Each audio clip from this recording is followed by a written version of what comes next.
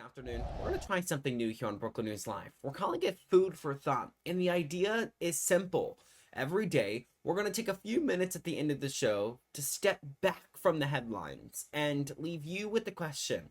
Not necessarily a hot take, not a lecture, just something worth sitting with after you turn your TV off. So let's really dive in quickly here. So today, I kind of want to talk about something that's been sitting with me since Friday night. And that was what we just covered here on Brooklyn News Live, the White House Correspondents' Dinner Association dinner. The president spent a good part of an hour going after individual reporters by name, telling one to smile more, giving another one a nickname designed to undercut him on live television. And that came after the same week we brought you right here on Brooklyn News Live that a federal judge had to order the Justice Department to drop subpoenas against New York Times reporters over a story about the president's own plane. Those two things happening days apart. So does that say something about where things stand right now between the White House and the people who cover it? Now, I don't want to spend all of our time on one dinner speech because honestly, I think that night was a symptom of something bigger. Not the thing itself. The real question here is, I keep coming back to this. What does the press itself look like going forward? And who is it actually for? Because here's what I think is really happening. It's not just that one powerful person is unhappy with coverage. It's that more and more people watching at home have already checked out of the idea that there's such a thing as, well, a shared set of facts to begin with. People aren't necessarily looking for somebody to tell them, what happened anymore. Like, people used to turn on their evening news every single night. People aren't doing that. A lot of folks are looking for somebody who already agrees with them to tell them what happened. That's different. And it's quieter.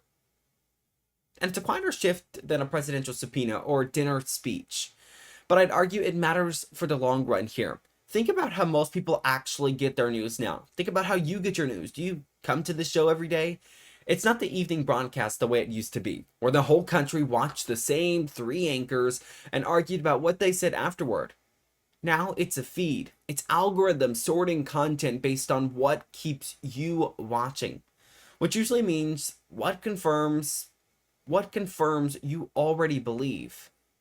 It's podcasters and commentators who don't pretend to be neutral and don't have to.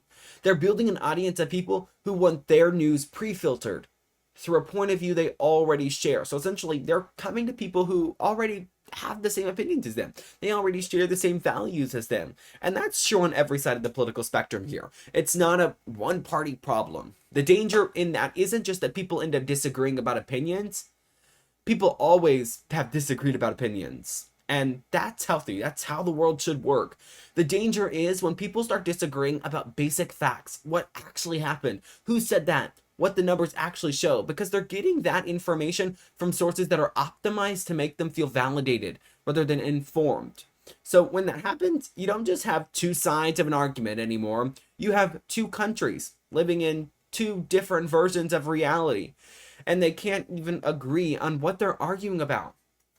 So think about this. When a president stands up and attacks individual journalists by name in front of the whole country, it doesn't just hurt that one reporter's feelings. It actually might not even do that. It gives permission. It tells people watching at home that distrusting the press entirely is the reasonable position rather than just being a smart, skeptical consumer of the news. And once that trust is gone, people don't go back to reading multiple sources and making up their own minds. They go find that voice that already has been telling them this whole time what they really want to hear. And they stop looking anywhere else. I'll be honest with you. I think about this a lot running a small local newsroom like ours, like Brooklyn News. We don't have the resources of a network. We don't have a building full of fact checkers. What we have is the ability to show up here in Northeast Arkansas, tell you what actually is happening, and try to get it right more often than we get it wrong. That's the whole job. And I think that job, local accountability, showing up in person, answerable to the same community we cover, might actually be part of the answer to all of this. It's a lot harder to distrust a newsroom when you know the people in it, when they live down the road from you, and when you call us up and tell us we got something wrong. So where does the press go from here? I don't think it looks like going back to 3 networks and 1 shared evening broadcast. That, at this point in time, is long gone, because that world isn't coming back. But I do think the future of anybody earning your trust, whether that's a national outlet or a local one like us, is going to come down to whether people believe we're actually trying to get it right, even when it's not what they wanted to hear. That's a harder sell than just telling people what they already believe. But I think it's the only version of this job worth doing. I really, truly think that. So here's today's question to leave you with. Not just where the White House and the press go from there, but where you go from your news, where you go for your news, and why you go there.